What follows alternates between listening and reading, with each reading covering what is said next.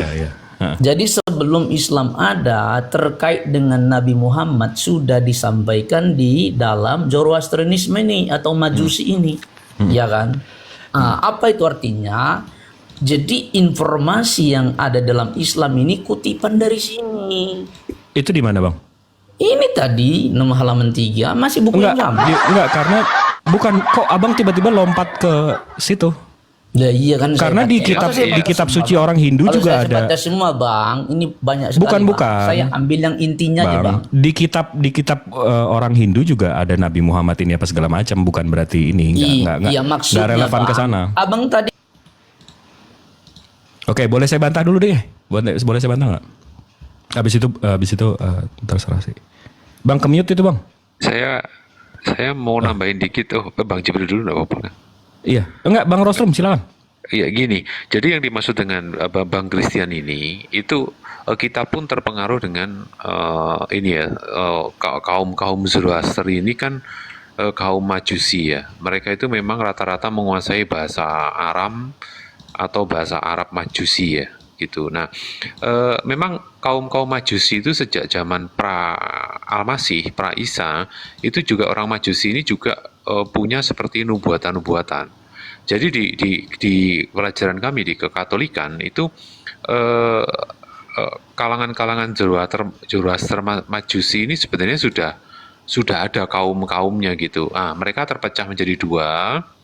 Ada yang masih mempertahankan monoteis dan ada yang sudah terpecah, misalkan di Perjanjian Lama mereka membuat patung lembu emas dan segala macam. Jadi di zaman-zaman Perjanjian Lama itu kaum ini itu sudah ada, itu di dalam gereja Katolik dalam buku-buku sejarahnya. Kita bisa ke perpustakaannya. Itu dulu sih. Jadi mungkin Bang Christian juga perlu mengkorelasikan ke sana karena apa? Waktu Isa lahir atau Yesus lahir itu juga ada orang Majus yang datang. Dan itu kesalahan itu dibantah oleh Bapak Gereja sekarang bahwa tentang orang Majus datang itu posisi Yesus usia berapa. Dan ini masih diperdebatkan sampai dengan sekarang. Akhirnya pergeseran kan di tahun 2004-2006. Terima kasih. Oke, saya sambung mulai ya. Mantap. Ini saya mau membantah yang Bang Christian tadi bilang soal monoteis. Sebenarnya tadi saya udah tinggal dikit lagi sih. Ini di discussions and conclusions, pembahasan dan kesimpulan. Di sini dibilang, ini soal Zoroastrisme ya. Dua isu telah lama menyulitkan untuk mengidentifikasi Zoroastrisme sebagai monoteis sejati, keberadaan dewa-dewa yang lebih rendah dan dualisme. Jadi, Zoroastrisme ini, atau Zoroaster, itu bukan monoteis pure, tapi dia punya dualisme. Ya, itu satu. Habis itu kita ke Alkitab Sabda. Ini yang Bang Rostrum bilang tadi. Seorang nabi di Persia yang diperkirakan mati tahun 551 sebelum Masehi, walaupun beberapa ahli memperkirakan jauh lebih dari itu, menyembah ilah Ahura Mazda. Agama yang didirikannya itu dualis. Jadi agamanya nggak monoteis ya, dualis. Jadi ada Tuhan yang melakukan yang baik-baik aja, nanti ada Lucifer yang melakukan jahat-jahat aja. Itu namanya dualis, bukan monoteis. Dengan kepercayaan kuat sebagai setan, suatu kuasa kejahatan, dan kepada malaikat, dikemukakan bahwa agama ini berpengaruh atas Yudaisme dalam 2 abad terakhir. Nah, ini yang tadi Bang Rasul bilang. Dalam kitab Daniel dan tulisan-tulisan tertentu, Apokrifa dan Pseudogrifa, orang Majus dari timur yang katanya datang mengunjungi bayi Yesus di Matius 21.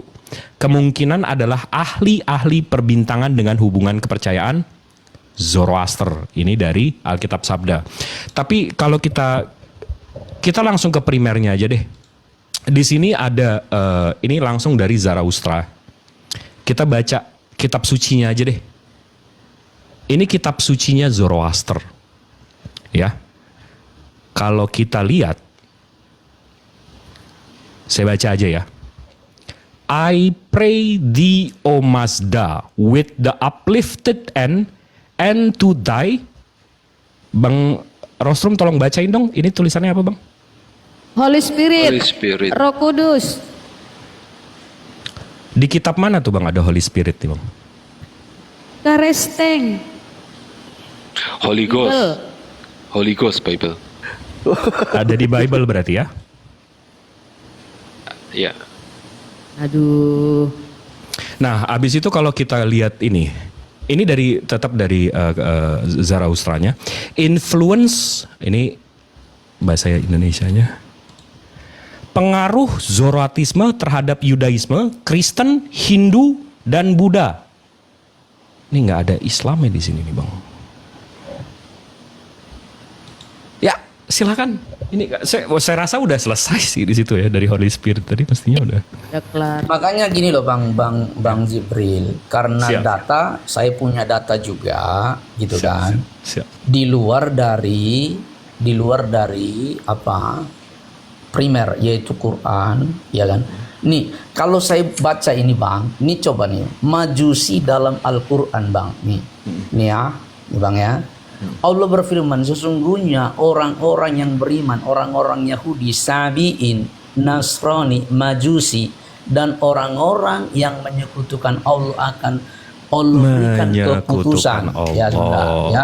Jadi di situ dibilang orang Majusi itu menyekutukan Tuhan ya. Sesungguhnya Allah menjadi saksi atas segala sesuatu.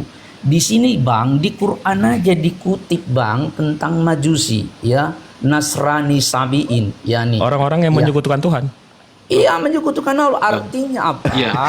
Bahwa sebelum Islam ada, agama ini. Dia tahu nggak sih dia lagi bunuh diri? Betul. Bahkan kita lihat Gini. nanti di Al-Baqarah, ya siapa orang Aduh. Majusi itu. Nih, kita lihat nanti, coba saya baca lagi Bang ya. Lanjut selanjutnya. Iya, Ini Bang. banyak nih, Bang. Anda Sabar, menggali Bang, bubur, ya, Bang. Aduh, Bang. Pelan-pelan. Antara mereka pada sesungguhnya Allah menjadi saksi atas segala sesuatu. Rasid Rida menafsirkan Allah telah menjadikan Majusi sebagai kelompok yang independen toh. Dan hadis mengatur perlakuan terhadap mereka seperti ahli kitab dalam hal berakhirnya pertempuran mereka dengan membayar jizyah. Ya, hal ini menunjukkan bahwa mereka adalah ahli kitab meskipun tidak ada tersisa dari mereka yang secara eksplisit disebutkan sebagai ahli kitab. Di sini dikatakan mereka ahli kitab, Bang. Tapi karena Islam benci, ya, mereka masuk dalam Islam. Loh. Itu narasi dari mana itu? Coba nih Bang, ahli kitab, Bang. Majusi itu ahli kitab. Coba lihat Bang, ahli kitab dalam hal berakhir. Ya, silakan Bang Suma. Kayaknya itu malah justru ayat kita menjelaskan bahwa Iya. Allah mengutuk. Baik. Saya sederhana aja sih. Sederhana saja saya, saudara Kristen. Itu penjelasan, penafsiran, uraian, itu wajar-wajar saja, Bung. Tetapi kembali kepada sumber primer yang saya dengarkan dari tadi yang Anda sebutkan. Anda tidak akan pernah menemukan orang Saya belum Majusi. selesai ngomong kok sudah dipotong-potong. Ini gimana nih? Anda akan semakin malu nanti karena yang Anda jelaskan di situ justru orang-orang yang menyekutukan Allah itu disebut orang Majus. Dengarkan aja saya Bang, Kalau sebentar ini. dipotong-potong saya turun ya. Habis ini Anda akan lari dia. Secepat kilat. Sebisa mungkin. Udah gemetar duluan. Jadi orang Majus ini tidak ada yang datang kemudian menyembah Nabi Muhammad seperti yang mereka ramalkan, seperti yang mereka tunggu. Itu tak ada. Tapi kalau kita lihat seperti yang ditunjukkan tadi, Matius 2 nomor 1 sampai nomor 4 atau nomor 3, di situ jelas sekali dikatakan begini. Sesudah Yesus dilahirkan di Bethlehem, di tanah Yudea, pada zaman Raja Herodes, datanglah orang-orang Majus. Apa yang kemudian orang-orang Majus ini katakan kepada orang yang ada di Bethlehem? Di mana Yesus, Raja orang Yahudi yang baru dilahirkan itu? Kami telah melihat bintangnya di timur dan kami datang untuk menyembah dia. Apa maksudnya data ini? Maksudnya data ini adalah orang-orang yang menyembah Yesus itu konsep keagamaannya sama seperti agama orang Majus. Kalau konsep agama Kristen itu sama dengan konsepnya orang Yahudi, maka yang datang kemudian ke Yudea, tanah Bethlehem, itu tidak akan mungkin orang Majus Tetapi orang Yahudi, dia akan datang. Mana raja kita yang lahir itu? Kami telah melihatnya di dalam kitab Tanak dan kami datang untuk menyembah dia. Maka penyembahan yang dilakukan orang Yahudi dan penyembahan yang dilakukan oleh orang Kristen hari ini berarti sama. Sayangnya, berdasarkan data primer itu sendiri dari Bible, rupa-rupanya agama orang Majus itu sama persis dengan agama Kristen, menyembah Kristus. Ada ada Yahudi menyembah Yesus berdasarkan data di Bible? Tak ada. Ada orang Majus menyembah Yesus berdasarkan Bible? Ada. Hari ini Kristen menyembah Yesus? Iya. Sama enggak orang Majus dengan orang Kristen? Iya. Berarti Kristen ini adalah agama Majusi modern. Gitu aja, silakan. Silakan diambil alih kembali deh. Oke, selamat Iya.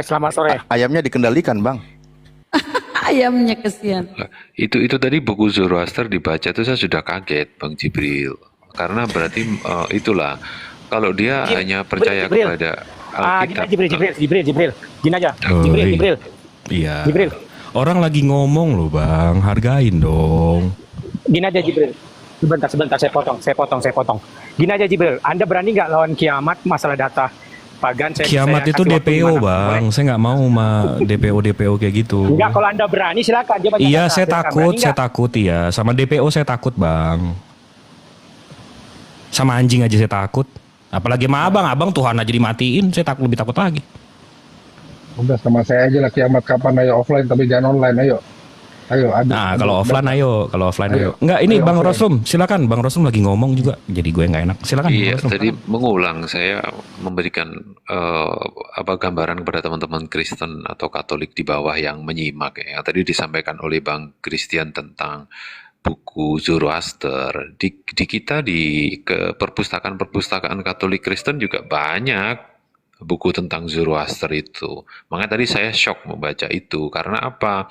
Di Bible sendiri kita yang tadi sudah saya kutip dan dikutip ulang oleh Bang Zuma terkait dengan kedatangan orang Majus, bahwa memang ada sebelumnya, bahwa sebelum Masehi itu sudah ada kaum-kaum seperti itu sampai dengan punya konsep membuat patung lembu emas dan segala macam tadi saya sampaikan.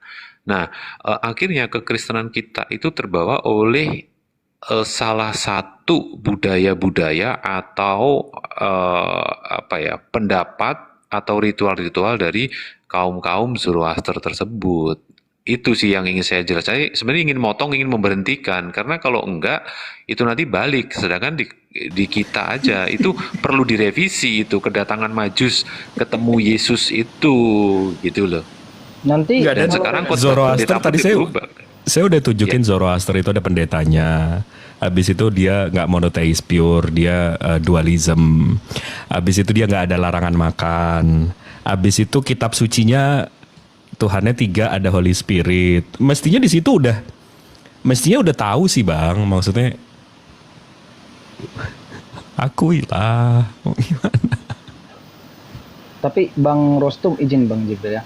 Kalau Abang menyampaikan, Bapak Pastor menyampaikan bahwa itu harus perlu direvisi oleh dari pihak Kristen atau Katolik, justru itu membuktikan pernyataan-pernyataan apologet Muslim selama ini yang menyatakan bahwa kitab Bapak itu bukan kitab suci karena revisi.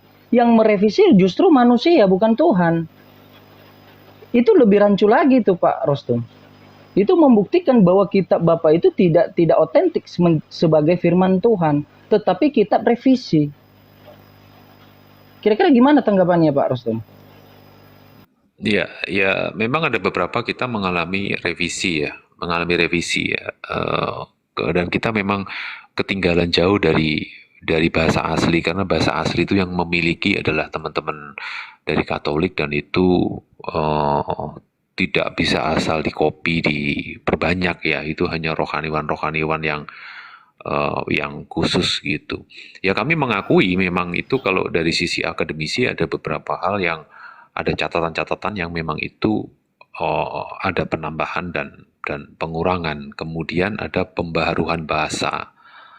Jadi gitu, berdasarkan konteksnya itu pembaruan bahasa. Itu kami mengakui di akademis itu kami mengakui akan hal itu. Makanya kami kalau di akademis itu menyebutnya adalah buku karangan siapa, ditulis oleh siapa, ini pengaruhnya apa, kayak begitu-begitu, Bang. Jadi dengan tidak Terima mengurangi kasih. rasa hormat. Siap, Ya, Bang silakan. Rostrum. Ya, ya nanti lanjut ya. Terima kasih ya.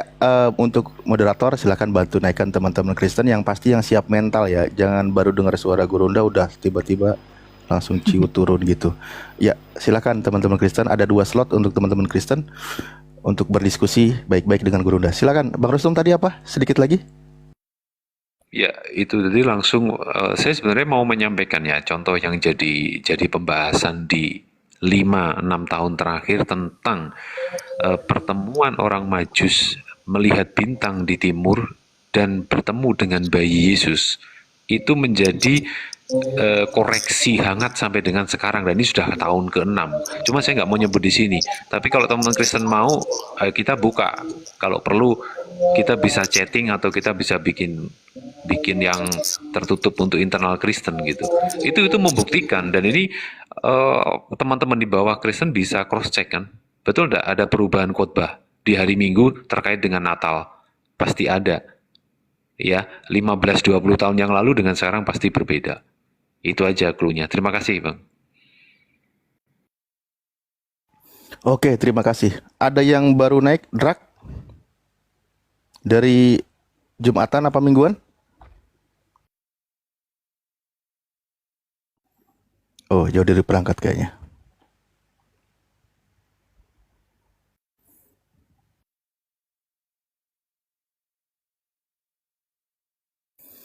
Ya, silakan teman-teman Kristen. Dari tadi sudah pada ngantri. Ini saatnya Anda berdiskusi dengan baik dengan guru kami. Ya, yang siap mental ya, yang siap mental. Yang pasti dan siap otaknya juga dilas karena ini benar-benar diskusi untuk mengedukasi. Jangan sampai bocor terus. Tadi agak kesel sih, maksudnya dia keburu pakai emosi. Karena Bang Rostrum, ini saya bisa bukain ya datanya sekarang sedikit aja Ustadz kalau boleh. Ya, Bang Rostrum, di sini ada buku namanya The Najote Ceremony of the Pharisee. Jadi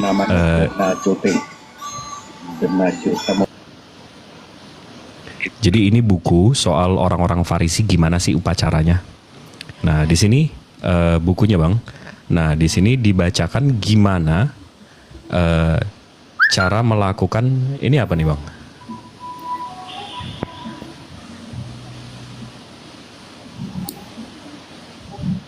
The Secret Bath. Jadi Zoroaster atau orang Majusi ini kitab mereka nih untuk celup-celup Bang. Tadi saya mute. Oke, lanjut aja Bang. Nah ini kitab mereka untuk pembaptisan Bang. Ini dari bukunya The Najote Ceremony of the Pharisees. Dan kalau kita search aja The Najote ini, nih, kita search aja sedikit, habis itu image. Nah ini Bang, pembaptisan. Nah ini dari Zoroaster. Ini gara-gara tadi tuh Bang Christian itu. Makanya saya lagi ini, tapi dia udah keburu emosi sih, jadi saya belum keluar semua muntah saya. Baru sampai Holy Spirit tadi. Aduh.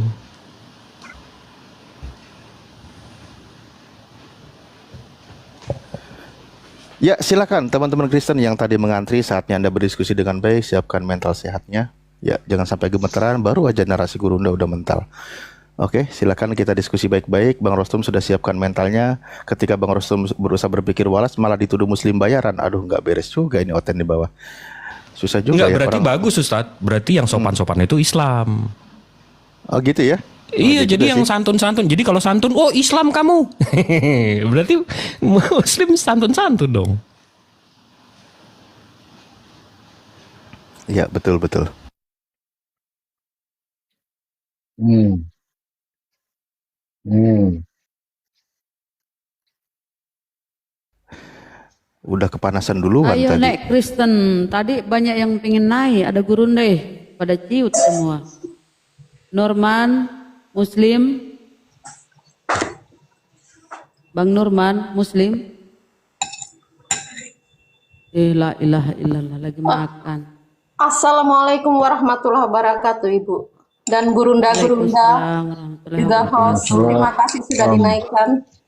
Saya masih belajar jadi ikut menyimak aja dulu. Oh iya. Kita Ya, turunkan ya Bun ya, Mbak ya. Oke, baik. Terima kasih. Kasihan, kan belum selesai ngomongnya. Kejam kali nih host. Satu.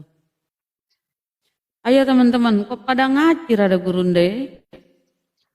Udah gini aja, biar enak dipilih mana yang ahlul sejarah, ya, yang ahlul apalagi kalau ahlul maki-maki sama congor, ayo sama saya aja. Ayo.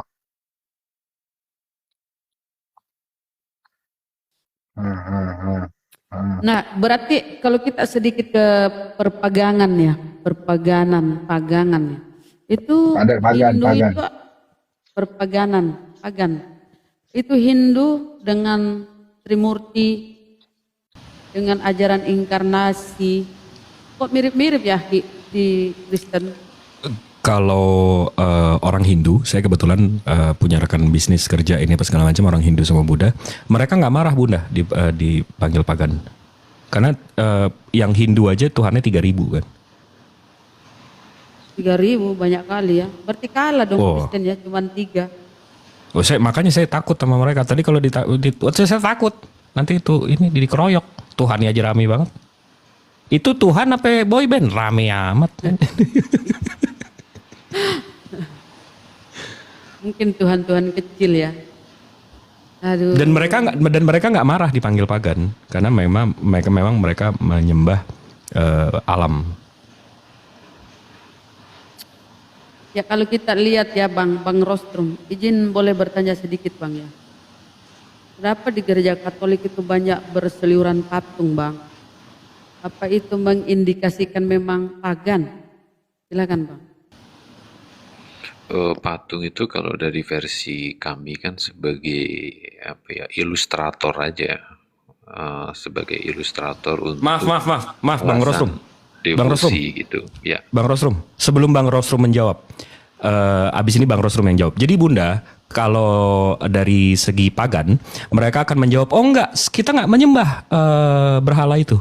Itu hanya simbol, itu hanya instrumen kami untuk mendekatkan diri sama Tuhan kami. Itu jawabannya. Nah silakan Bang Rostrum, apakah jawabannya sama? Silakan. Ya, terima kasih untuk juru bicara yang baik. Silakan Bang Rostrum. Ya betul, ilustrator kan itu sebagai media untuk bagaimana kita bisa berdevosi. Istilah bahasa kami adalah berdevosi untuk membuat pikiran ini bisa berkonsentrasi kan begitu. Dari Bang Jibril tadi sampaikan. Ya memang itu kalau kami ya dari internal kami seperti itu. Tapi Bang, kalau kita ke Bible ya. Bunda, Yesus sebelum itu, masuk Bunda, izin disapa dulu tamunya Bunda. Oh, Tandut. Selamat sore Tandut. Kristen? Tandut. Bang Tandut. Bang. Tapi Yesus nggak pakai ini ya Bang ya, media ya. Kalau dia berdoa, dia bersujud, nggak pakai media ya, beda ya Bang ya sama Kristen. Ya. Aduh lagi si Tandut. Itu dia. Maksudnya Bang itu dia. Ya Bang kan Rostrum ini juga. berbeda gitu. Iya, saya sekarang berhati-hati ini, saya sudah dituduh ini tuh yang chat itu keterlaluan juga. Abangnya harus agak kasar Bang, biar nggak dituduh Muslim Bang. Abang mesti ke Kristen-Kristenan Bang. Iya Bang. Padahal sudah sampai sekarang sudah masih kan? Masih. Aduh. Iya. Cuman teman-teman ini nggak bisa membedakan, saya bicara dari sisi sejarah, gitu, dari sisi sejarah. Itu mungkin teman-teman saya memahaminya berbeda di situ, dan mereka langsung pada dogmanya. Gitu Gak sih. apa-apa teman-teman, kita gali pemikiran atau pikiran Bang Rostrum ini yang jujur. Dia oten jujur loh. Dia oten tapi jujur, tapi tetap Nggak, Bang oten, Rostrum, teman-teman. Bang Rostrum mesti ini tantrum dikit. Jadi jadi orang mikirnya oh ini Kristen juga gitu. Napi, narapidana naik. Napi, Iya, halo, selamat sore. Kristen Muslim Bang. Puji Tuhan, 100% Kristen. Oh silakan Bang, itu Saya yang kami punya teman tunggu-tunggu, ini. Bang. Ya, jangan diturunkan ya Bunda, teman saya Iya ini. iya. Oh iya Bang. Silakan. Lagi nyimak aja nih. Lagi nyimak. Ya silakan, mungkin ada yang mau disampaikan, diskusi sama guru kami di sini, banyak guru kami, ada gurunda kami juga, silakan.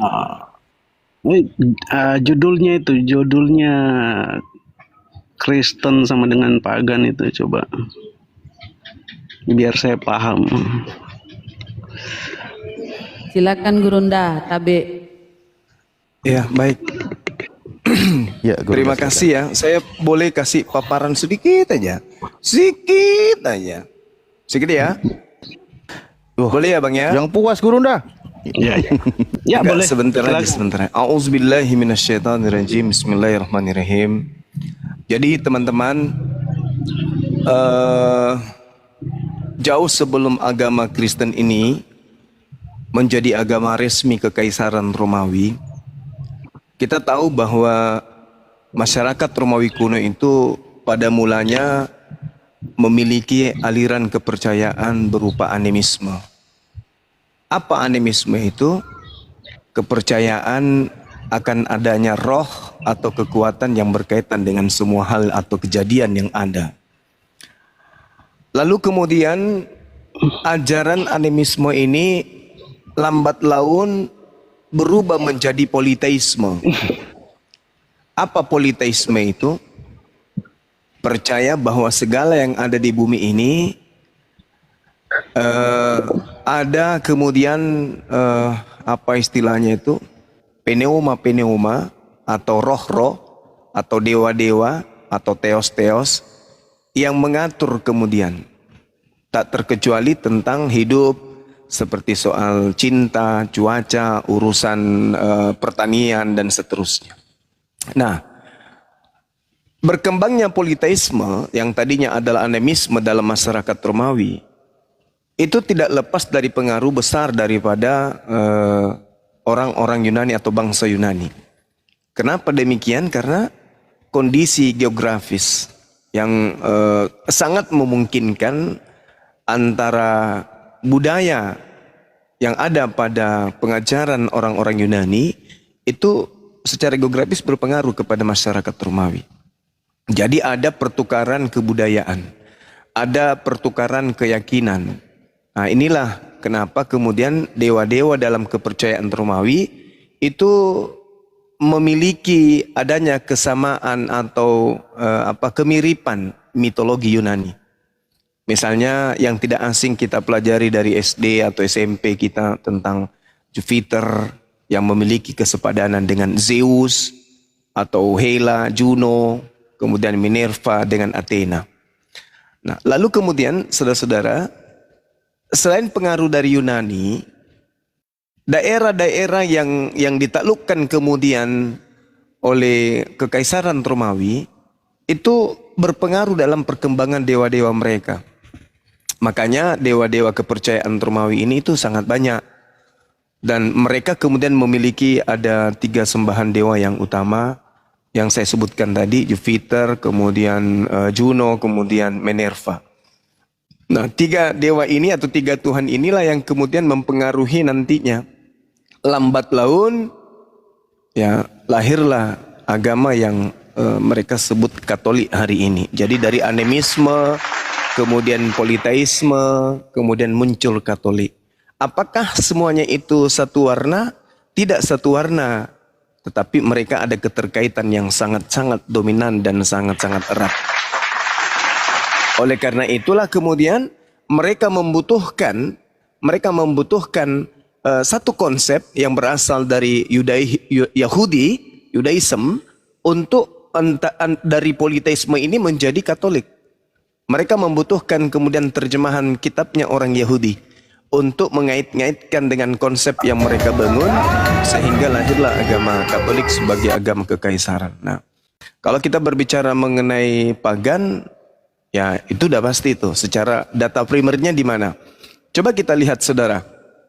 Ketika orang Kristen memanggil Yesus Tuhan, ketika orang Kristen bernubuat pakai nama Yesus, ketika orang Kristen bermujizat pakai nama Yesus, kenapa Yesus yang asli justru mengatakan aku tidak mengenal kalian? Karena konsep yang dibawa oleh orang Kristen terkait dengan pandangan keyakinan mereka kepada oknum Yesus Kristus tidak sama dengan ajaran Yesus kepada muridnya Bani Israel. Melainkan pola yang dibangun oleh orang Kristen terhadap oknum yang mereka sebut Yesus Kristus itu sama persis dengan pola pengajaran orang-orang Romawi kuno terhadap Jupiter. Bahwa Jupiter kemudian menjelma, lalu kemudian dia turun ke atas muka bumi menjadi manusia. Ini yang dibawa oleh konsep Kristen. Sehingga ketika dipertemukan dengan Yesus asli dari Yahudi, mereka ditolak. Dan Yesus mengatakan, aku tidak mengenal kalian. Itulah bukti akurat. Secara data primer, kenapa Yesus mengusir orang Kristen di dalam Matius 7, 22, 23? Karena Kristen ini memang tidak dikenali sama anak Maria. Mereka hanya nebeng, mereka hanya numpang tenar dengan membawa nama Yesus. Makanya Yesus berkata kepada Bani Israel, hei Bani Israel, waspada kepada penyesat yang datang kepadamu dengan memakai namaku, Yesus Kristus. Sebab akan muncul Kristus-Kristus palsu. Nah, Kristus palsu inilah yang diduga dipakai oleh orang Kristen, terbukti ketika mereka mengusir setan, bermujizat dan bernubuat pakai nama Yesus Kristus, rupa-rupanya Yesus yang asli tidak mengenal mereka. Apa kata Yesus? Enyahlah daripadaku, aku tidak mengenal kalian, kalian semua adalah pembuat kejahatan. Jadi Yesus mana yang diseru oleh orang Kristen selama ini? Dalam nama Yesus, itu Yesus yang mana yang diseru? Ternyata anak Maria tidak mengenalnya. Nah, itulah bukti bahwa tema ini sangat betul. Demikian. Silakan Bang Napi. Oke. Terus kalau kita tarik sekarang ya, sekarang kan banyak sekali orang-orang Islam yang mulai mengakui bahwa Yesus atau Isa itu adalah nabi. Apakah ini tidak sama? Artinya mereka mulai mengkait-kaitkan bahwa Islam adalah agama yang diteruskan atau apalah dari Yahudi dan Kristen. Jadi mereka mengakui bahwa Yesus atau Isa adalah nabi mereka. Bukankah itu yang disebut Yesus waktu itu, bahwa jangan kamu mengakui Yesus sebagai nabi kalian, karena kelakuan kalian beda dari apa yang Yesus ajarkan. Karena Yesus yang Yesus ajarkan itu kan hal kasih. Kasihilah musuhmu, atau berikan pipi kirimu ketika pipi kananmu ditampar. Itu kan ajarannya Yesus. Sekarang yang terjadi, orang Islam kan banyak sekali menggunakan nama Allah, berteriak Allahu Akbar dan segala macam untuk melakukan kekerasan. Kan itu bukan ajarannya Yesus. Berarti kan yang menggunakan Yesus, yang seharusnya yang sekarang dihardik waktu zaman Yesus itu, enyahlah kalian pengguna yang menggunakan nama Yesus itu sebagai Tuhan, sebagai nabi, menggunakan nama Yesus untuk membenarkan perlakuan-perlakuan yang tidak baik, yang tidak Yesus ajarkan. Itu kira-kira bagaimana itu Bang Zulma? Iya, baik. Jadi seibarat Anda bermimpi ingin sampai di seberang lautan, sedangkan Anda nyeberangi sungai aja tak sanggup. Jadi gini saudara, kalau berbicara mengenai Yesus Nabi, memang tumpah ruah dalil dalam kitab saudara yang mengatakan Yesus itu Nabi. Justru ini yang kita sedang bahas nih. ketika Yesus itu ternyata nabi, Yohanes 14 nomor 19, Yohanes 4 nomor 2, Yohanes 4 nomor 42 dan seterusnya. Yesus itu memang disebut nabi oleh orang sesamanya. Bahkan dirinya sendiri menyebut itu, bahwa nabi tidak dihormati di mana dia berasal. Nah, kemudian saudara, ketika Anda mengatakan kami yang dihardi, mau sampai kapan coba saudara memperbodoh diri dengan mengatakan orang Islam dihardi oleh Yesus? Orang Islam tidak ada memanggil Yesus Tuhan, tidak ada mengusir setan, bernubuat, bermujizat pakai nama Yesus.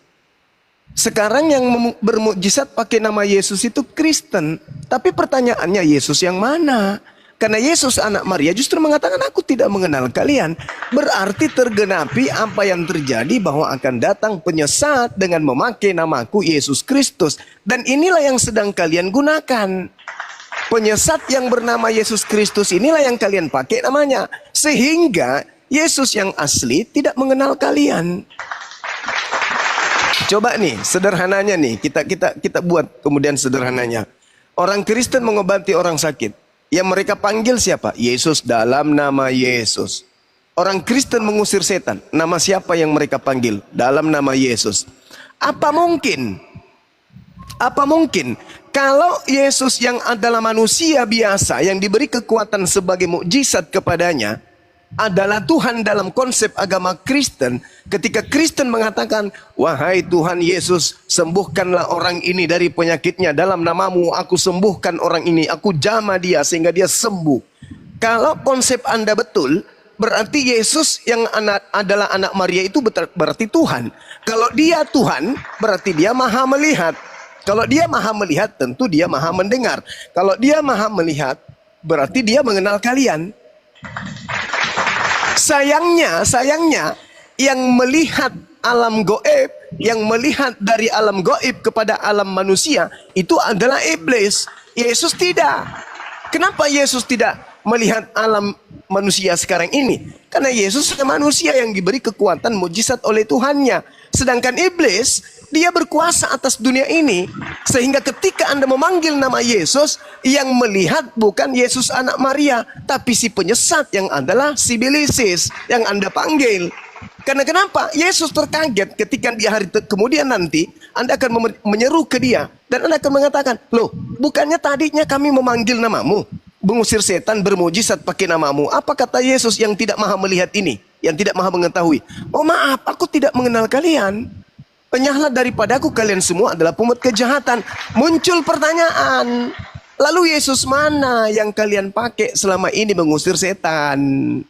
Yesus mana yang bermukjizat di tengah-tengah kalian? Kayak Rusuli Lubis. Yesus mana yang dia panggil itu? Yesus apa yang datang kepadanya untuk mengobati orang? Sedangkan Yesus anak Maria tidak mengenal. Lalu Yesus yang mana? Hanya ada dua kandidat. Yesus anak Maria atau iblis yang ngaku-ngaku Yesus. Itu bang. Iya Bang. Pertanyaan saya kan jelas tadi. Yesus bilang, nyahlah kalian, hai pembuat kejahatan. Yang menggunakan nama Yesus untuk berbuat kejahatan saat ini itu siapa? Itu kan Kristen kan? Kristen bang. Hanya Kristen yang pakai nama Yesus menyembuhkan orang setan. sakit. Menyembuhkan orang sakit, mengusir setan dengan nama Yesus. Setan kan pembuat kejahatan, dan dia wajar kalau diusir dengan nama Yesus. Orang-orang yang berbuat jahat, di sini kan yang berbuat jahat. Hai kamu. Siapa yang memakai nama Yesus bang? Islam atau Kristen? Yang saat ini kan Islam juga memakai nama Yesus untuk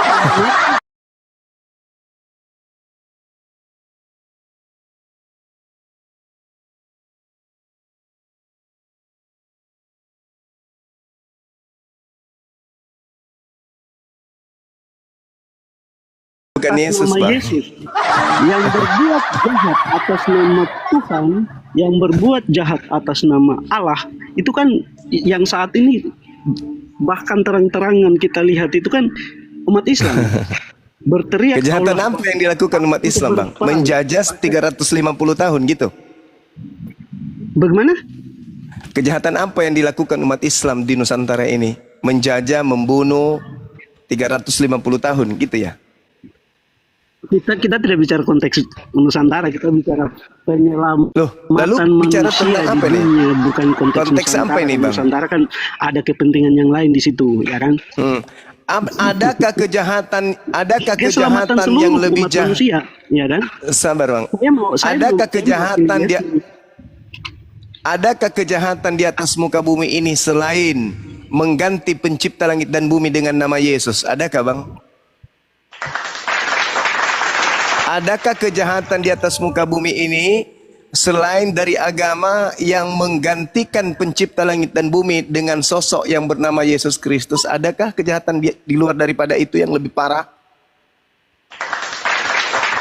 Yang paling jahat yang memberi nama apa pencipta langit dan bumi ini, kita manusia memberikan dia nama itu kan lebih jahat.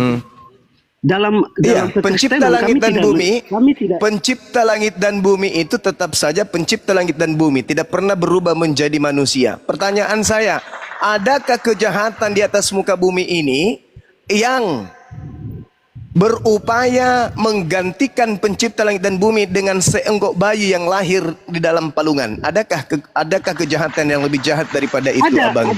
Ada. Kejahatan apa Ada. itu? Kejahatan Yang apa lebih itu, Bang? jahat adalah manusia yang menamai pencipta itu, ya kan? Menamai dengan manusia. Atau Sekelompok satu orang manusia yang menamai pencipta langit dan bumi dengan nama Yesus, gitu. Bukan nama Lalu? Yesus. Yesus Lalu siapa, itu, Bang? Sabar Bang Zuma. Kita tiktokan Nama aja, Yesus santai itu- aja, jangan emosi, nama santai, Yesus santai. itu, Iya. nama Yesus itu kan dikasih Dikasih kepada Allah manusia mengutus. atau kepada Tuhan? Nama itu diberikan kepada anak manusia atau kepada Tuhan? diberikan kepada manusia, sosok manusianya Yesus. Manusia. Nah, manusia. Lalu kenapa manusia ini kemudian diangkat derajatnya menjadi Tuhan? Kenapa, Bang? Adakah kejahatan yang lebih tinggi daripada itu? Ada di dalam sosok Yesus itu adalah Tuhan. Nah, ini yang saya pertanyakan ini yang saya pertanyakan. Adakah kejahatan yang lebih jahat daripada itu menganggap bahwa dalam diri oknum yang bernama Yesus Kristus itu adalah Tuhan? Adakah kejahatan yang lebih jahat daripada itu, Bang? Ada yang lebih jahat. Apa itu, Bang? Memberikan nama kepada Sang Pencipta. Lah, ini lebih parah lagi nih. Ini lebih parah kalau cuma nama. Yang lebih jahat. Allah itu kan di Kristen itu kan mengenal Tuhan atau Allah itu sebagai aku adalah aku. Tidak ada nama di situ. Tapi umat aku Islam adalah memberikan aku gelar ini. kepada Sang Pencipta itu dengan sebutan Allah. Aku Berarti yang lebih adalah jahat di aku sini ini. apa? Kalau Yesus, sabar Bang Juma. Sabar Ya, Bang Juma. silakan. Kalau Yesus Ye. itu kan itu kan yang kasih itu Allah melalui malaikat malaikat Gabriel. Oke, baik. Ya kan? Oke. Terus Iya. Anda mengatakan bahwa aku adalah aku. Nah, sekarang pertanyaan saya, aku adalah aku ini wujudnya seperti apa, Bang? Tidak bisa kita jangka dari pikiran Kalau manusia. Allah, Kita kan kalau manusia. Allah Subhanahu wa taala wujudnya seperti apa, Bang? Itu kan iman Anda, Pak. Berarti nggak bisa juga kan, sama kan? Nggak bisa karena sama-sama memang bukan makhluk. Nah, kalau aku Tapi adalah aku jahatnya, menjadi anak bayi itu bagaimana, Bang? Abangku. Tapi Kalau jahatnya, aku Bang Juma, adalah aku, Abang, kalau Anda mengatakan, saudara, lebih tinggi manusianya dong, ya kan? Nah, sekarang para mana, aku adalah aku kami sebut dengan yang maha kuasa dan maha suci, daripada aku adalah aku menjadi bayi. Para mana itu, Bang? Bang, aku adalah aku yang mereka sebut Aniho. Ya, katanya Aniho. Kata siapa teman kalian itu? Kami menyebutnya dengan dengan Subhanahu wa taala yang maha suci lagi maha mengangkat tinggi. dirinya untuk melebihi Allah. Lebih parah supaya mana memberikan nama. dengan aku Iya adalah kan? aku diimani menjadi bayi, Bang. Para mana itu, Bang? Begini, Bang Juma. Kalau Ye. saya punya Iya. barang Punya apa, atau Bang? apa begitu, saya berikan nama, wajar. Iya kan cuman segala nama kami menyebutnya Maha Suci, Maha Tinggi. Apa yang salah? Apa yang salah dengan itu? Tapi kami tidak mensifati dia seperti anak Terus kalau bayi, Allah itu makhluk apa? terkutuk, Kalau ditombak, Allah- ditampar, diludahin, ditonjok, Allah itu digantung. apa, Kami enggak menuduh dia seperti itu. Kami hanya menyebutkan dia adalah Subhanahu wa Ta'ala. Hakikatnya Maha Suci lagi Maha Tinggi, yang Maha Suci, Maha Tinggi, Maha Perkasa, Maha Bijaksana dan Kalau seterusnya. Yesus yang Kami kami hanya sembah menggelarinya mau dengan ditonjok, sifat-sifat mulia. Kalau Anda bukan itu memberikan menggelarinya sifat gambaran mulia, kepada manusia abangku, bahwa kalau saudara, Anda tidak menggelarinya dengan sebutan yang mulia. Anda mengatakan dia adalah makhluk terkutuk yang mati digantung di tiang salib. Betul? Betul, Bang? ya, Para mana itu, Bang? Memanggil Tuhan dengan sebutan Maha Suci dibandingkan Tuhan nuzul ke bumi menjadi makhluk terkutuk. Iya, Itu iya. para mana, Abang? Para mana?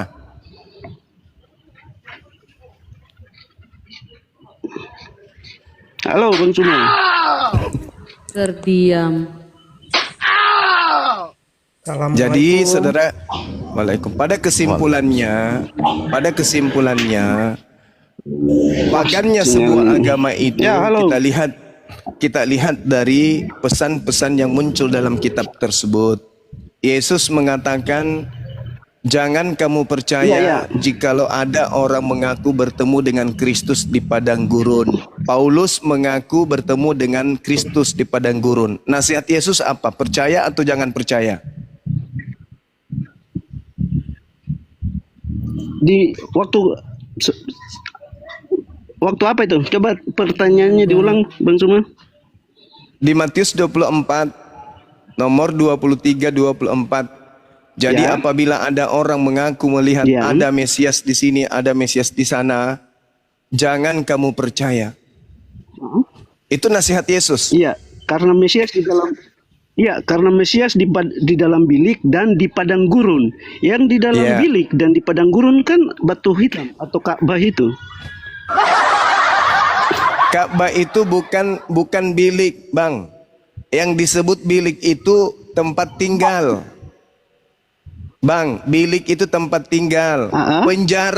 Penjara tempat Paulus itu menerima surat, itu tempat tinggal atau bukan, Bang? Di mana? Di Hong Kong, Bang, di Hong Kong. Bilik kan seperti sebuah kotak. Di situ Astaga, bahasa Yunaninya, Bang, temeong, Bang. Bahasa Yunaninya temeong. Artinya apa temeong itu dalam bahasa Yunani? Apa itu? Kamar rahasia, Bang. Penjara kamar rahasia enggak, Bang? Ya, kamar rahasia. Bagus. Siapa yang Enggak mengaku rahasia, bertemu Bang. dengan Kristus di dalam kamar rahasia, Bang? Yang Paulus. itu bukan Yang kamar rahasia itu. Oh, jadi kamar rahasia penjara itu bukan kamar rahasia, Bang. Kamar rahasia. Semua atau orang bilik bebas itu- masuk ke situ, Bang, ya. Ya, bukan. Bukan. Oh, jadi Kita kamar bisa penjara menyapa itu bukan dari- rahasia, itu kamar umum. Ke sana. Siapapun bisa masuk ke sana sesuai pesanan gitu. Bebas dan Bayar 300.000 terbuka. satu malam gitu, Bang, ya. Lalu kalau bukan Paulus yang bertemu dengan Yesus, ada dengan jam Kristus di berhitungnya padang gurun, terbuka lalu untuk siapa, umum. abangku? Bang, Enggak, Bang. begini, kalau bilik kan satu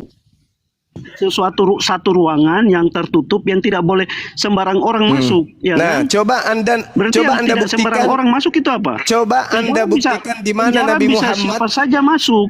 Tetapi Sekarang bilik Anda ada di buktikan. Mekah itu tidak boleh sembarang Sekarang- orang masuk. Wah, bisa perang Sekarang Anda buktikan kapan Nabi Muhammad menerima wahyu ketemu Kristus di dalam Ka'bah. Coba. Kasih dalilnya, Bang. Di mana Nabi Muhammad bertemu Kristus di dalam Ka'bah? Dalil.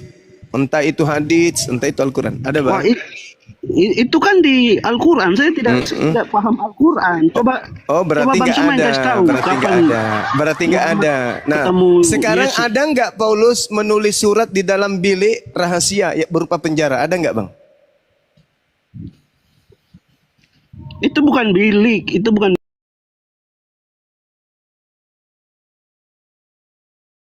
Kan Anda masih malu-malu mengakui. Kalau yang bertemu di padang gurun, Nabi Muhammad pernah nggak bertemu dengan Kristus di padang gurun, Bang? Pernah nggak? Kalau pernah, dalilnya mana dong? Tapi kalau Paulus ketemu dengan Kristus di padang gurun, ada nggak, Bang? Kalau begini. Iya, begini. Ada yang namanya jin korin, ya kan? Oh, jin korin. Iya, jin korin. Apa itu jin korin, Bang? Saya salah, tolong koreksi. Jadi jin itu dia akan bersama-sama dengan manusia kalau waktu lahir. Ini saya nonton ceramahnya Ustadz Abdul Somad. Ada jin yang bersama-sama dengan manusia waktu dia lahir sampai mati. Jin kalau yang iblis sama. Kalau iblis yang ada di dalam tubuh Paulus itu apa namanya, kepada abangku? Saya sedikit saja saya akan kasih kamu dunia. Saya akan kasih kamu Abangku. harta, kamu Abangku, kelaparan, kalau kamu di dalam tubuh ada. Paulus itu yang kamu sama. Bicara sendiri abangnya. Udah mulai gila ya, Bang? Kalau yang ada di dalam tubuh jin korin itu yang ada waktu bersama-sama ketemu dengan Yesus itu, ya toh? Terus bilang, Yesus, kalau kamu tunduk sama saya akan kasih kamu segala sesuatu. Iya.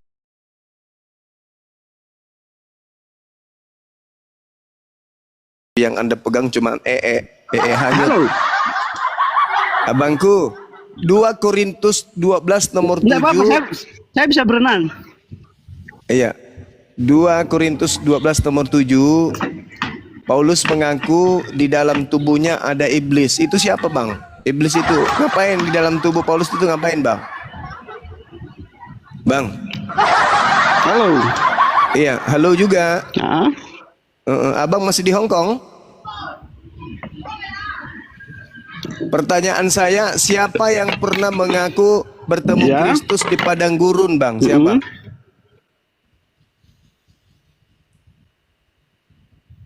Siapa yang pernah mengaku bertemu Kristus di padang gurun, Bang? Bang Napi, saya bantu jawab. Paulus gitu. Paulus paman gitu. Susah kali.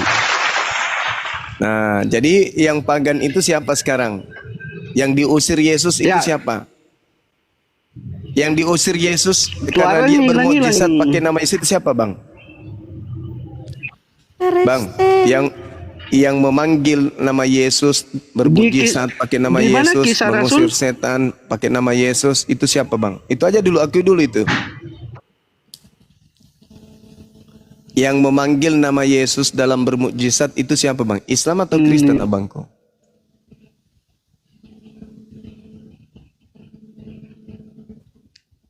Bang, jawab. Terus terang, Bang, jangan malu.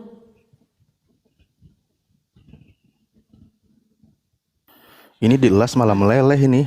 Repot ini.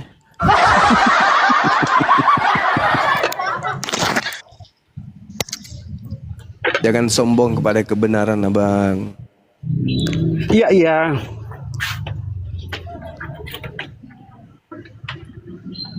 Silakan, Bang. Oke, lanjut Bang Zuma. Iya. Yang memanggil Yesus Tuhan itu Islam atau Kristen, Bang? Kristen. Nah, kenapa Yesus asli tidak mengenal Kristen kalau begitu? Kalau kan tadi sudah itu, Bang. Kalau pertanyaan saya, dilanjutkan, kenapa Yesus tidak mengenal Kristen? Begini, yang membuat kejahatan atas nama Yesus atau kita sebut sebagai Yesus Kristus atau Tuhannya orang Kristen, yang membuat kejahatan atas nama Allah, itu yang dibilang sama seperti Yesus yang kami tahu, yang sejarahnya mengatakan bahwa dia lahir di kandang domba, Terus umat Islam bilang, tidak, dia lahir di bawah pohon kurma. Dia bilang, Abangku, dalilnya bukan mengatakan barang siapa yang mengaku bertemu aku di bawah pohon kurma. Dia mengatakan barang siapa yang mengaku bertemu aku di padang gurun. Siapa yang mengaku bertemu dengan Yesus di padang gurun, Bang? Nabi Muhammad atau Paulus? di situ bukan maksudnya begitu. Oh, jadi maksudnya di pohon kurma di situ. Maksudnya pohon kurma dibahas di situ, Bang. Enggak, padang gurun atau pohon kurma nih? Mana yang betul? Kan tadi maksudnya saya fakta sejarahnya, toh. Lo kok fakta sejarah? Orang Kristen, orang Dalil, Kristen. dalil, abang, dalil. Yesus berpesan kepada Bani Israel, apabila ada orang mengatakan ada Mesias di sini, ada Kristus di sana, jangan kamu percaya. Siapa yang pernah mengaku bertemu dengan Mesias di padang gurun, Bang? Paulus atau Nabi Muhammad? Paulus kan ketemu Yesus di dekat kota, bukan di padang gurun. Dia menuju ke Damsik, Bang. Damsik itu, jalan menuju ke Damsik itu padang gurun.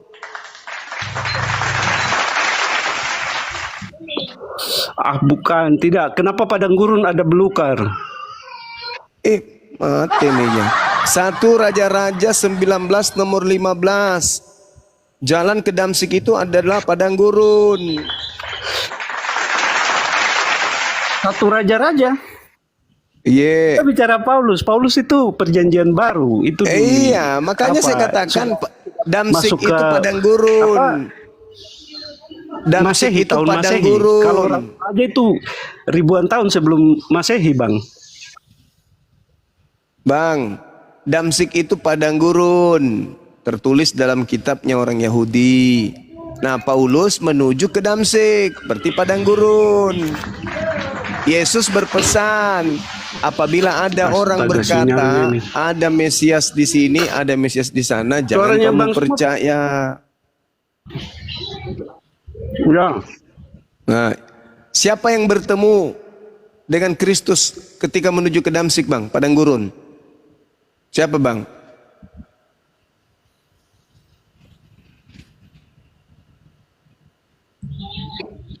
Paulus tak jawab. Napi jawab. Atau dikerenin dikit, Bang, Mr. Paul gitu, Bang. Ya, betul. Atau Tante Paul. Terserahlah. Tapi kan bukan yang di padang gurun, yang dalam bilik. Ya, iya, kan? yang di padang gurun dulu. Jangan beratkan Anda, Nabi Muhammad. Nabi Muhammad tidak pernah bertemu dengan Kristus, Bang. Jangan bikin saya emosi, Bang.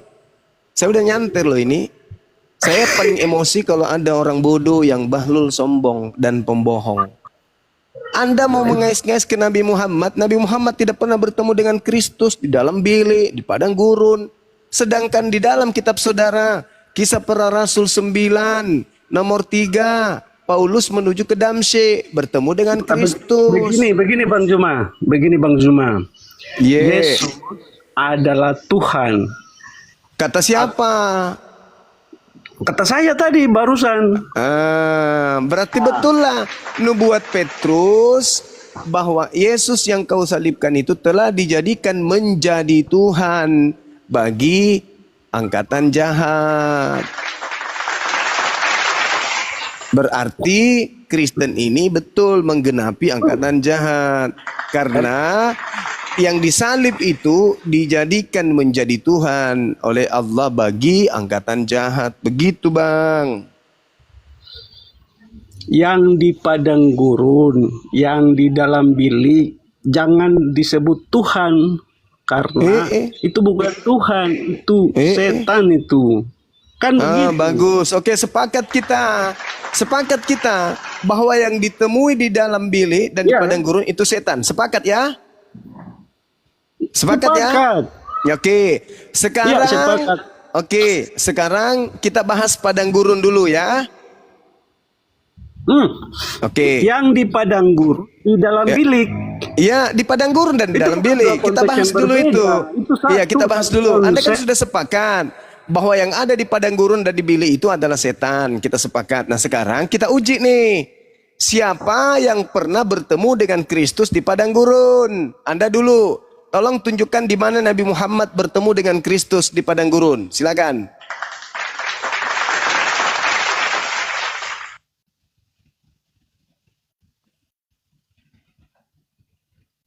Ingat ya, Anda sepakat bahwa yang di padang gurun itu setan.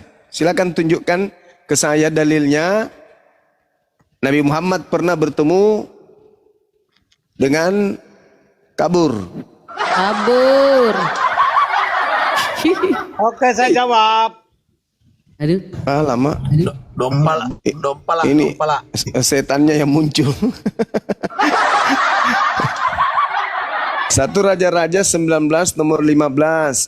Firman Tuhan kepadanya, "Pergilah, kembalilah ke jalanmu melalui padang gurun ke Damsyik." Disebut padang gurun itu Damsyik. Paulus mengaku menuju ke Damsyik, padang gurun, bertemu dengan Kristus. Yesus berkata, "Waspadalah kepada penyesat yang bertemu dengan iblis di padang gurun yang bergelar Kristus." Siapa yang pernah bertemu dengan Kristus atau iblis di padang gurun? Paulus. Siapa pengikutnya Paulus? Aliteng. Jadi terbukti Kristus palsu yang kalian sembah itu adalah sibilisis menurut orang yang kabur tadi, telanjang. Begitu Gumasa. Kau aja ngomong, lanjut terus. Bentar dulu Gun Mas. Jarjur, Kristen Muslim, jarjur. Ada juga emosinya orang ini. Aku pikir orang gila itu enggak emosi. Emosi juga ternyata walaupun Jadi gila. satu-satunya manusia yang ditetapkan menjadi Tuhan. Suara saya jelas nih. Jarjur Kristen ya, silakan jarjur. Oh, diam dulu Gun Satu-satunya Mas. manusia yang ditetapkan menjadi Tuhan. Bunda Lele otak. Ya silakan Bang Jarjur. Apa yang mau dijelaskan? Silakan. Suara saya jelas ya? Ya. Enggak, Bang. Oke. Perkenalkan, saya Kristen. Iya. Kemudian sebelum saya mau berdiskusi sama Bang Suma yang fenomenal ini, mohon untuk tidak mengancam saya ya Bang Suma ya, soalnya beberapa videonya Bang Suma itu kok kayak mengancam gitu. Ngancam gimana Bang? Kau jangan framing, Oten. Saya justru yang diancam ini, dilaporkan polisi kok jadi Anda yang terancam. Ini Kristen kayak apa ya?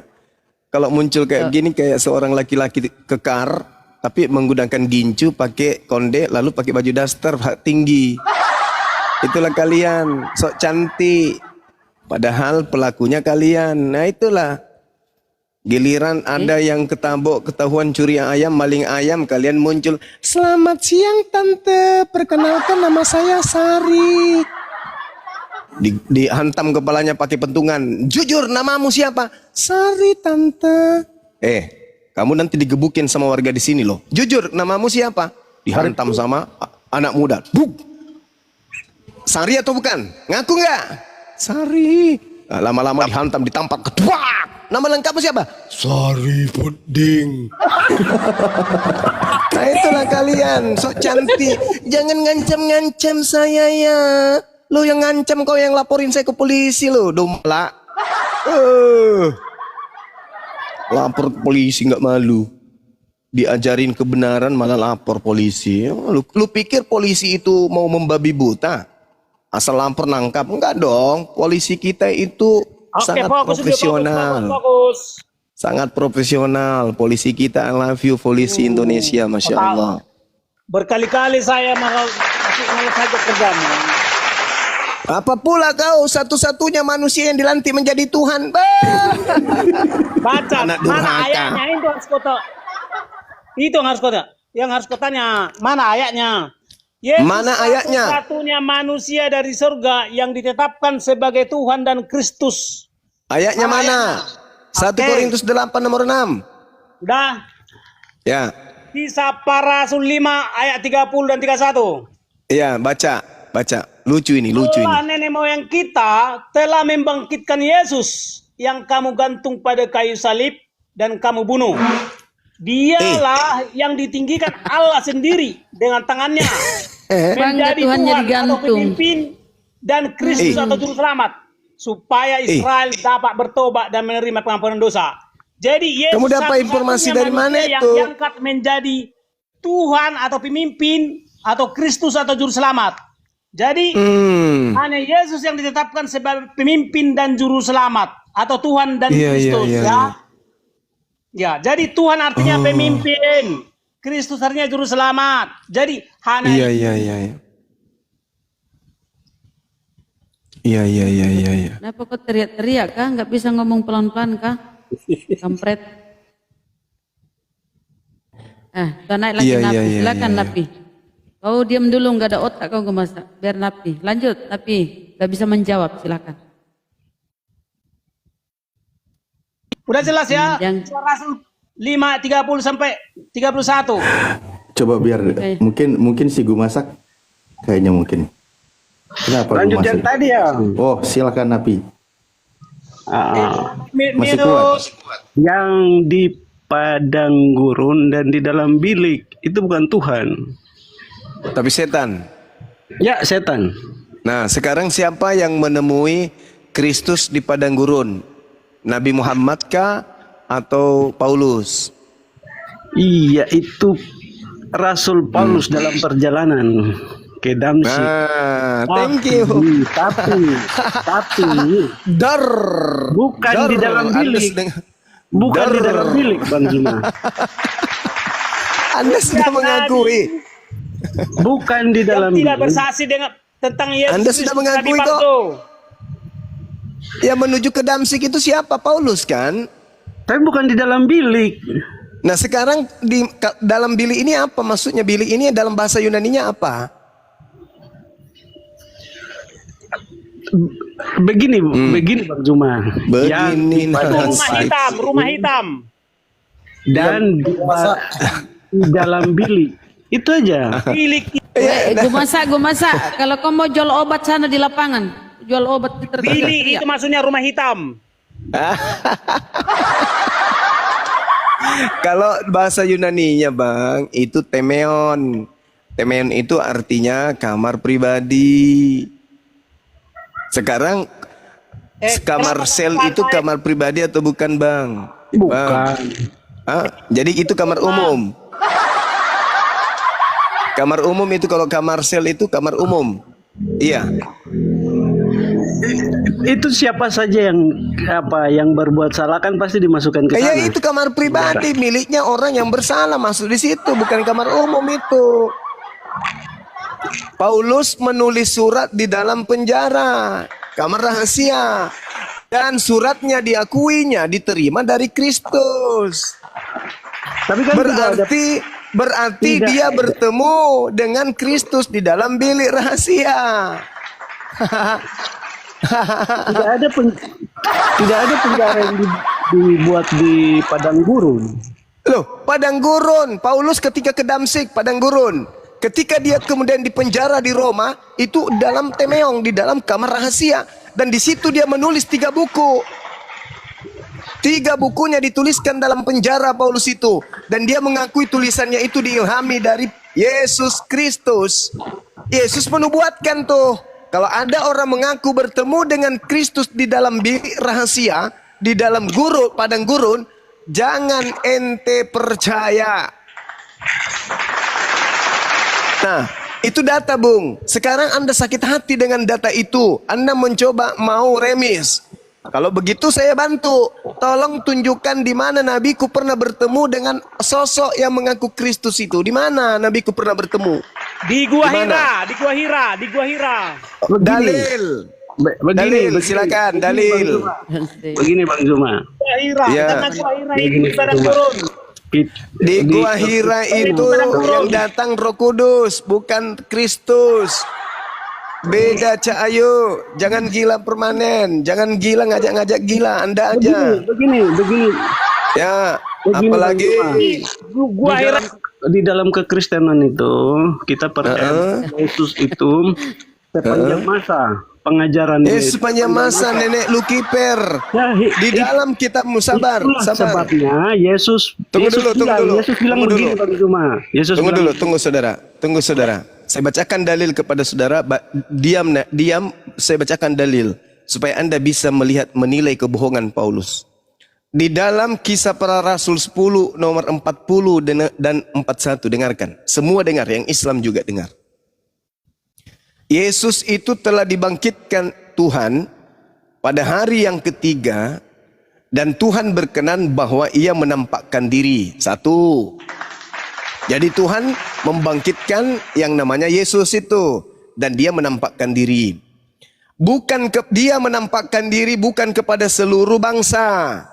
Ingat, dia Yesus tidak menampakkan diri kepada seluruh bangsa, tetapi hanya kepada saksi-saksi yang sebelumnya telah ditunjuk oleh Tuhan, yaitu kepada kami yang telah makan dan minum bersama-sama dengan Yesus setelah ia bangkit dari antara orang mati. Pertanyaan saya, kalau yang diceritakan ini adalah Yesus anak Maria, pertanyaannya, pernahkah kemudian Paulus makan minum bersama dengan Yesus?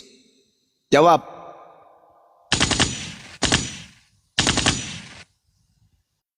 Pernahkah Paulus ini ditemukan makan minum bersama dengan Paulus? Jawab.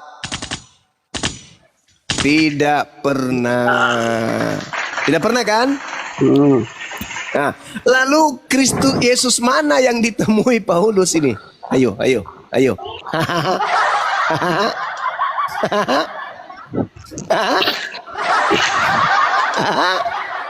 Yesus mana yang ditemui Paulus? Ayo.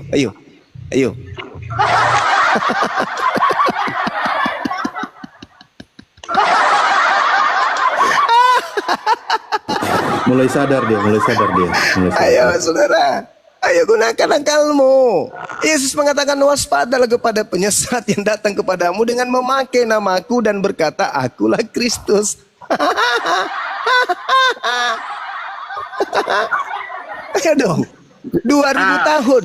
2000 tahun lamanya Kristen menyembah Kristus palsu. 2000 tahun loh. Dan saatnya orang-orang yang masih bisa selamat, ayo berpikir dengan jernih. Berpikir.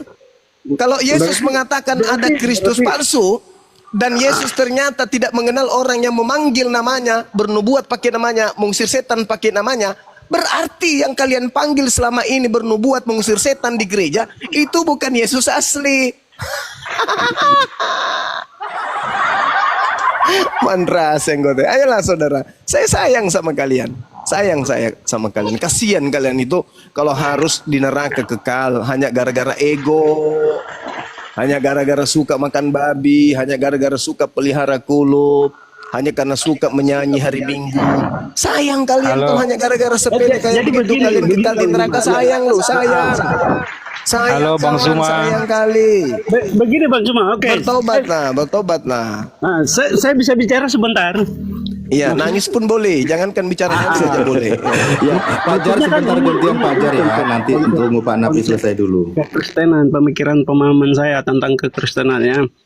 Jadi seperti jadi bukan lagi tentang Yesus ini, tentang kekristenan kita bahas. Tentang Yesus, Yesus. Kalau tentang Yesus jangan Kristenan dong. Karena Yesus tidak mengajarkan Kristen. Yang kami Yesus hanya mengajarkan kepada Bani Israel, jangan percaya kepada Kristus palsu yang datang di padang gurun, dan ternyata itu Paulus. Begini, kalau Yesus disebut Kristus, Kristus itu apa, Bang Zuma? Menurut orang yang diurapi, saudara. Orang yang diurapi, raja. Iya. Pemimpin.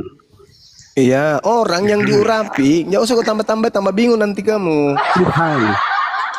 Kok tambah lagi Tuhan? Alamak, sejak kapan Tuhan diurapi, digosok pakai minyak gosok?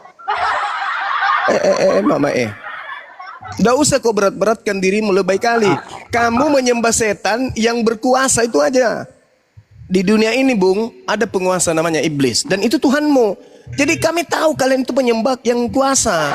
Yesus diajak, Yesus, ya paman, kalau kau menyembahku, segala kuasa di dunia akan kuberikan kepadamu. Yesus menolaknya. Tapi kalian menyembahnya, kalian kuasa menyembuhkan orang, membuat orang lumpuh berjalan. Itu kalian kuasa. Kenapa? Karena kalian itu adalah hamba atau anak-anak setan, anak-anak Kristus yang datang kepada Paulus. Bang Juma kan Bang Juma kan belum dengar apa yang saya bilang. Anda belum bicara, saya sudah tahu apa yang Anda akan bilang. Jadi kan Bang Juma cuma bicara begitu aja. Jadi ya kayak cuma lewat aja. Coba apa yang Anda ingin katakan? Silakan. Begini Bang Juma. Apa itu? Jadi waktu Yesus menolak, mereka bilang Yesus bilang apa namanya? Tadi apa itu? Bayar arisan. Yang membuat kejahatan. Nama Yesus itu kan Yesus itu dia universal, dia abadi kekal. Terus? Jadi pengajaran dia itu untuk selamanya. Terus? Jadi untuk kita yang saat ini, kalau melihat bahwa Kristus atau Tuhan atau penyelamat itu dia ada di dalam bilik di padang gurun, hati-hati karena itu penyesat, begitu. Saudaraku, saya sudah mendengarkan kamu, ya, tapi kamu seperti tabung gas kosong yang diisi roh lalu berbicara. Paham itu? Saudara, Yesus berpesan kepada muridnya di Bukit Zaitun. Apa kata Yesus? Muridnya di Bukit Zaitun. Masa muridnya yang ada di Bukit Zaitun masih hidup sampai hari ini? Sakit ente ini. Murid Yesus itu sudah pada bermatian di abad pertama. Yang dimaksud penyesat di sana adalah orang yang mengaku bertemu dengan Kristus pada zaman itu yang datang kepada murid Yesus. Bukan bertemu Bang Zuma, itu bukan bertemu. Yang mengaku Tuhan, yang mengaku Tuhan tapi dia ada di padang gurun dan di dalam bilik, itu bukan Tuhan, itu penyesat. Lalu orang itu datang mengaku-ngaku di depan murid Yesus. Sekarang pertanyaan saya, murid Yesus masih hidup nggak sampai hari ini? Pengejarannya masih hidup. Muridnya, Cahayu, murid. Sudah mati, sudah meninggal. Iya, sudah mati. Nah, sebelum mereka mati, ada nggak orang yang pernah mengatakan bertemu dengan Kristus di gurun? Ada nggak? Tidak. Paulus kapan dia mengaku bertemu dengan Yesus? Waktu perjalanan ke Damsyik. Nah, Damsyik ini menurut literasi kitabnya Yahudi, apakah bagian daripada padang gurun atau bukan? Tidak tahu. 1 Raja-Raja 19:15. Damsyik itu padang gurun. Berarti yang menggenapi nubuatan dan datang kepada murid Yesus angkatan pertama itu siapa? Yang kau bawa nabiku di abad ke-7. Tidak ada hubungannya abad ke-7 dengan abad pertama. Masakan nabiku datang di abad pertama, Nabi Muhammad datang ke abad pertama? Murid-murid Yesus, perkenalkan, saya Nabi Muhammad dari abad ke-7 datang kepadamu.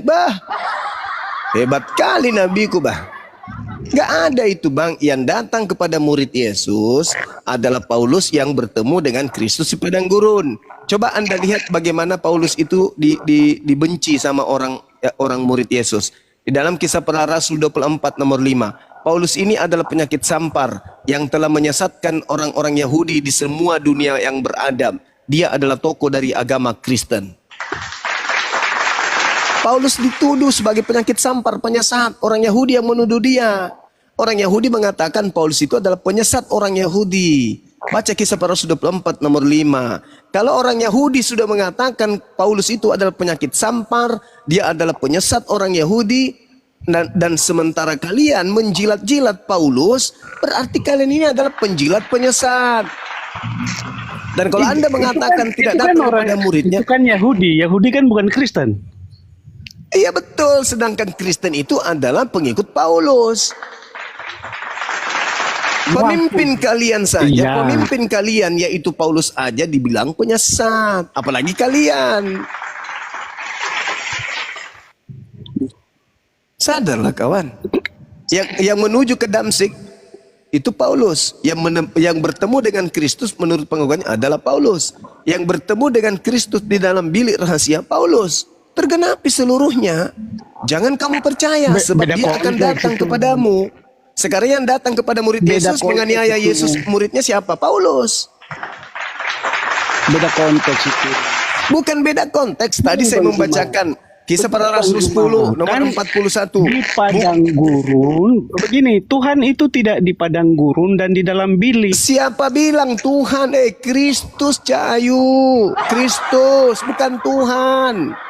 Kulempar juga sebab rokok lama-lama ini ya. Itu adalah Tuhan. Tuhan dari saudara, Kan? Yesus Jangan anak emosi Maria Bang kau bilang, Suma. Yesus anak Maria kau sebut Tuhan itu karena kau sudah disesatkan sama Kristus. Bukan disesatkan, memang faktanya dia Tuhan. Bagaimana mungkin Anda mengatakan dia Tuhan sedangkan dia manusia? Yang Tuhan itu bagi kamu yang datang kepada kalian. Namanya juga sama. Dia juga bergelar Kristus. Sama-samanya gelarnya. Sama namanya Yesus Kristus sama. Tapi oknumnya berbeda. Yesus anak Maria adalah manusia. Dia seorang nabi untuk Bani Israel. Kristus yang adalah roh yang datang kepada Kristen itu adalah Tuhan kalian. Yang Yesus sebutkan di dalam Yohanes 8:44. Iblislah yang menjadi Tuhanmu. Dan kamu mau melakukan keinginan-keinginan Tuhanmu. Yesus sendiri yang mengatakan itu, Cak Kangkung. Sadarlah Bang. Yang berbuat kejahatan kan siapa dulu sekarang? Yang menolak pengajaran Yesus siapa? Guruda turun dulu, Guruda. Menyangkal penyaliban Yesus siapa? Sebentar, Napi, sebentar. Kena kayaknya akun Bang Zuma ya, teman-teman. Ustadz Arif monitor ini kayaknya akun Bang Zuma kena. Kita tunggu dulu Bang Zuma naik. Sembari menunggu Bang Zuma, teman-teman bantu di follow-follow juga akun saya. Langsung seketika. Ya, akun saya izin bantu di follow-follow. Sembari menunggu Bang Zuma, bantu follow-follow dan tap layarnya teman-teman. Follow. Gampang itu Napi, cara mendeteksi pengajaran Paulus dengan pengajaran Yesus itu bertentangan, kontradiksi. Itulah pengajaran Yesus anak Maria, Mesias asli dengan Kristus palsu yang mendatangi Paulus. Fakta bukti ya, ajaran Torah dimatikan oleh si Paulus. Sementara Yesus berkata di Matius 5:17 sampai selesai, aku datang bukan untuk meniadakan hukum Taurat atau kitab para nabi, aku datang untuk menggenapinya. Sebelum langit dan bumi runtuh, satu titik atau satu iota pun dari hukum Taurat tidak akan batal, tidak akan lenyap. Barang siapa yang menghilangkan salah satu hukum Taurat sekalipun yang terkecil, maka dia menduduki tempat terendah dalam kerajaan Tuhan. Ya toh. Tapi apa kata si Paulus di dalam Korintus dan di dalam Galatia? Tidak seorang pun ya, Galatia 2, tidak seorang pun yang dibenarkan karena melakukan hukum Taurat. Itu poin besarnya dulu.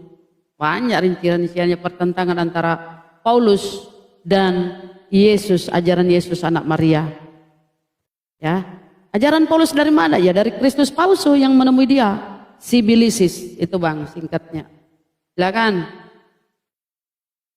Kalau ada Gurunda request, bantu di up, Iwan. Iya. Berat saya.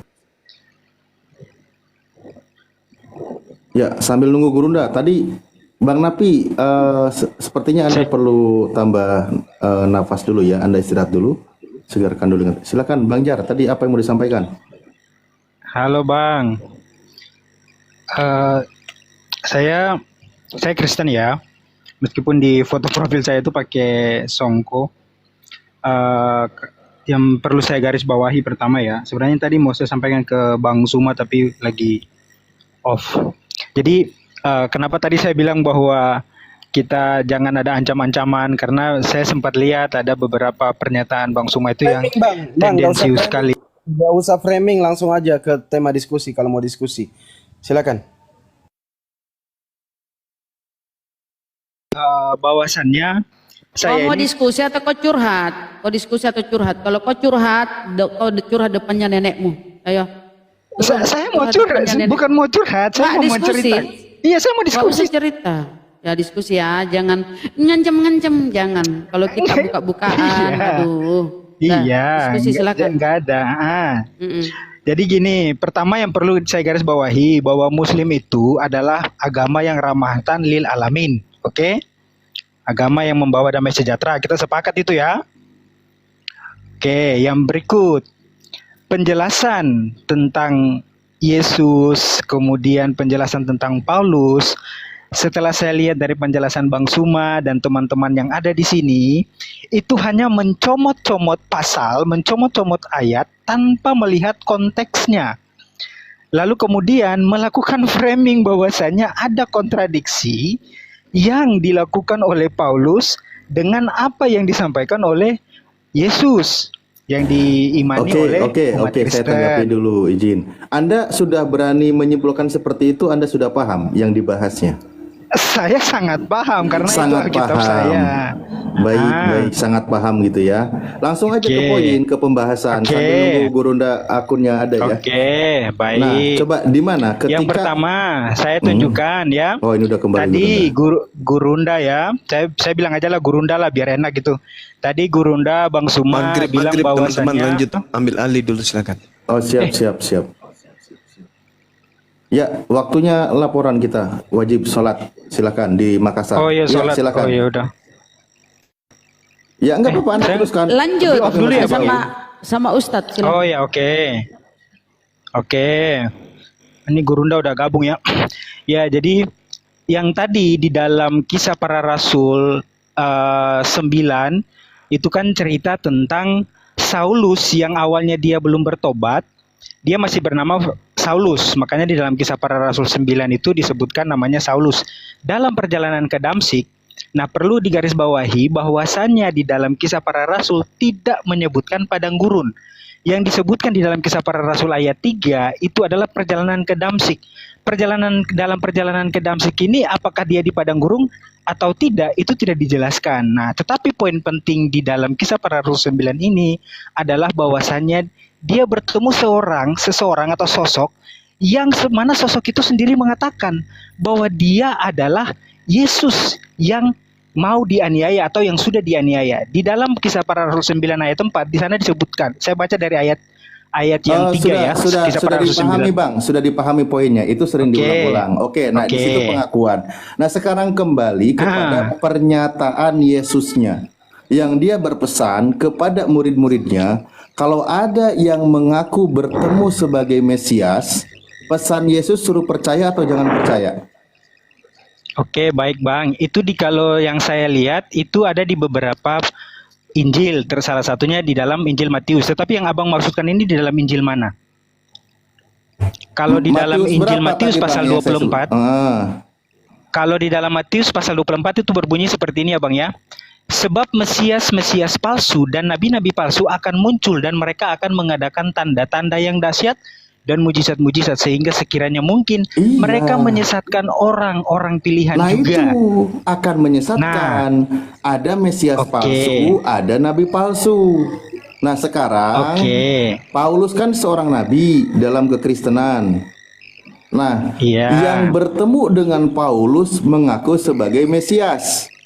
Iya kan? Nah, pesan Yesus sebelum dia terangkat, kalau ada yang mengaku sebagai Mesias, suruh percaya atau jangan percaya.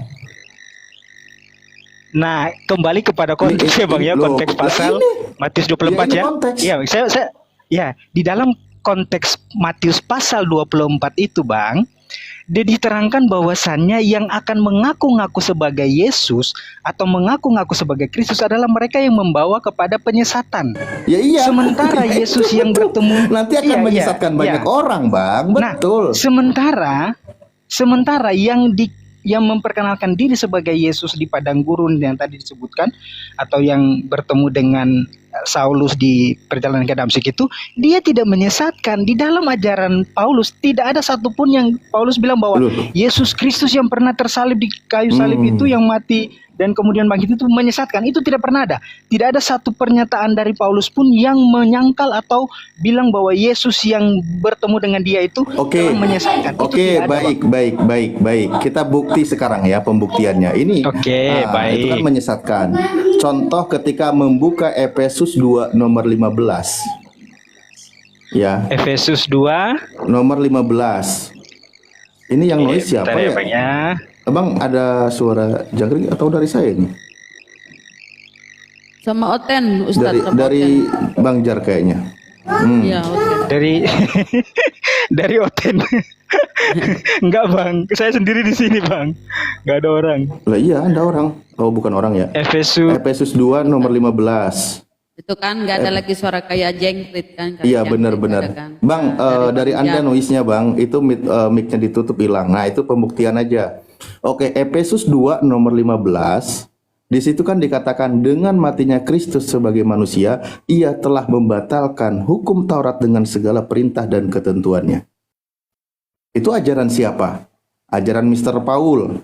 Pertanyaannya, apakah Yesus pernah mengatakan demikian?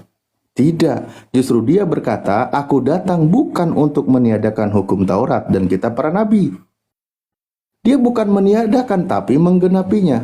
Nah ini salah satu contoh aja, ini salah satu contoh. Begitu Pak, dipahaminya. Oke, saya bisa jawab ya Bang ya. Ya silakan di dalam Mr. Paulnya. Oke, saya garis bawahi dulu ya Bang ya. Kami tidak menyembah Tuhan, tidak menyembah Rasul Paulus. Kami mengakui enggak ada yang nuduh, ajarannya dia, enggak ada. Ajaran dia tentang Yesus Kristus yang sama dengan Yesus Kristus yang pernah hidup waktu itu. Nah, dikembali ke ayat tadi, ayat 15 itu, Efesus 2 ayat 15, sebab dengan matinya sebagai manusia, ia telah membatalkan hukum Taurat dengan segala perintah dan ketentuannya, untuk menciptakan keduanya menjadi satu manusia baru di dalam dirinya. Dirinya sini adalah tentu menuju kepada Yesus Kristus ya. Dan dengan itu mengadakan damai sejahtera. Nah, begini Bang, kalau kita membaca kitab atau surat Efesus ini secara kontekstual, artinya melihat pada konteksnya, di sana ada jemaat Kristen yang sukunya itu asli Yahudi. Mereka masih percaya kepada Taurat dan menganggap bahwa hanya Taurat yang akan membawa mereka kepada keselamatan. Iya, Bang, jangan dijelaskan kemana-mana dulu. Itu kan pernyataan Paulus kan, seperti itu. Sementara Yesus berkata di Matius 5 nomor 17 sampai seterusnya, dia katakan bukan untuk menghilangkan hukum Taurat, tapi datang untuk menggenapi. Itu kata Yesus. Nah, bahkan kalau ada yang meniadakan satu iota pun, kata Yesus, karena itu aku berkata kepadamu sesungguhnya selama belum lenyap langit dan bumi, satu iota atau satu titik pun tidak akan dihilangkan dari hukum Taurat sebelum semuanya terjadi. Karena itu, siapa yang meniadakan salah satu perintah hukum Taurat sekalipun yang paling kecil dan mengajarkannya demikian kepada orang lain, ia akan menduduki tempat yang terendah dalam kerajaan surga. Itu kata Yesus. Kalau meniadakan sebelum lenyap langit dan bumi, dia tidak akan masuk surga. Nah, tadi ada yang meniadakan. Kira-kira sinkron nggak dengan ajaran Yesus? Nah, ini salah satu pembuktian. Ya, saya jawab ya Bang ya. Konteks pasal 2, Efesus pasal 2 ayat 15 itu membatalkan bukan berarti menghilangkan secara harafiah, tetapi membatalkan dalam pengertian memaknai hukum Taurat sebagai satu-satunya jalan keselamatan. Kan tadi saya bilang, jemaat Efesus ini ada orang Yahudi juga yang masih menganggap perintah dan ketentuannya. Iya, lihat kalimatnya. Dan ketentuannya ya, itu semua perintah dan dibatalkan. Ya, Abang lihat ya. Membatalkan hukum Taurat dengan segala perintah dan ketentuannya untuk menciptakan keduanya menjadi satu manusia baru di dalam dirinya. Dan dengan itu mengandalkan damai sejahtera. Kalau Abang baca dari sebelum dan sesudah ayat 15 ini, Abang akan lihat bahwa orang Yahudi Kristen di jemaat Efesus itu menganggap bahwa dengan menuruti hukum Taurat mereka akan selamat. Nah, Rasul Paulus bilang, Rasul Paulus bilang, itu ajaran Yesus Bahkan dia katakan, karena itu siapa yang meniadakan dan seterusnya kan tadi ya, perintah hukum Taurat sekalipun yang paling kecil dan mengajarkannya kepada orang lain, ia akan menduduki tempat yang paling rendah di dalam kerajaan surga. Maka aku berkata kepadamu, jika hidup keagamaanmu tidak lebih benar daripada hidup keagamaan ahli Taurat dan orang Farisi, sesungguhnya kamu tidak akan masuk ke dalam kerajaan surga. Itu kan ajaran Yesus. Satu titik pun dia katakan satu iota itu huruf iot, huruf Ibrani yang paling kecil kayak titik, itu tidak boleh ditiadakan ajaran Yesusnya. Tapi tadi mengatakan dibatalkan semua itu. Nah itu perbedaannya sudah sangat jelas ya. Itu salah satu contoh. Tambah satu, Ustaz. Tambah satu Ya. di Galatia 2:16.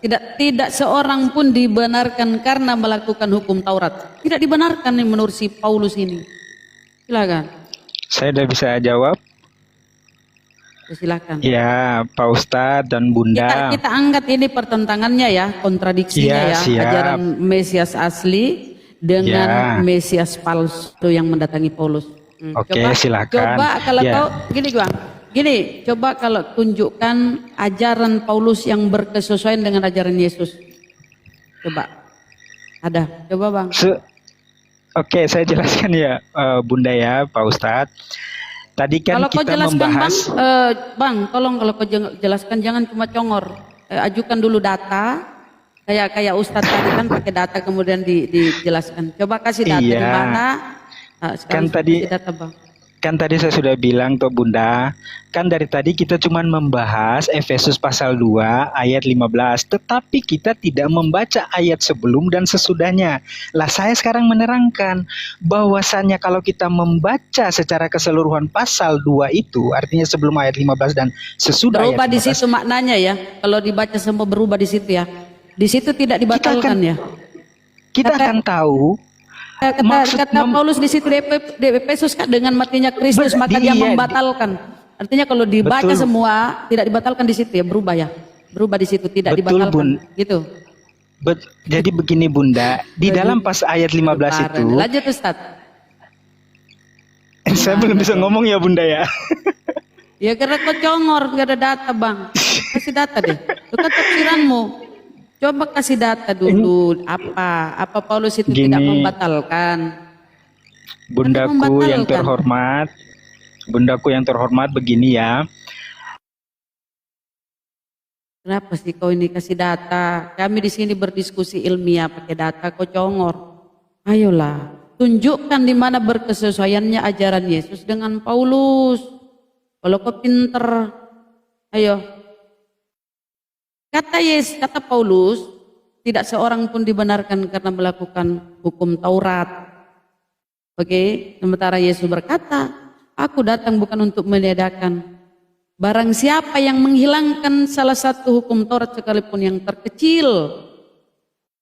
Oke.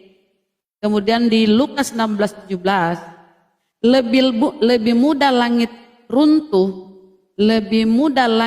runtuh daripada satu titik hukum Taurat batal. Ini Bibelmu ini aneh-aneh kontradiksinya, wah parah. Silakan. Yaitu pembuktian dari masalah pengajaran. Makanya kembali kepada poin yang tadi, sebenarnya banyak sekali yang tidak sesuai dengan apa yang diajarkan oleh Yesus, kan gitu poinnya. Maka dia akan menyesatkan banyak orang. Ya contohnya seperti sekarang kita bahas. Ketika dia sudah menyesatkan banyak orang, artinya dia mengikuti Kristus yang palsu. Ketika dia mengikuti Kristus yang palsu, maka itulah yang akan diusir oleh Yesus. Karena Yesus tidak pernah mengenal mereka. Kan gitu poinnya Bang. Makanya dari tadi sudah kita bahas tuh. Ketika Yesus berpesan,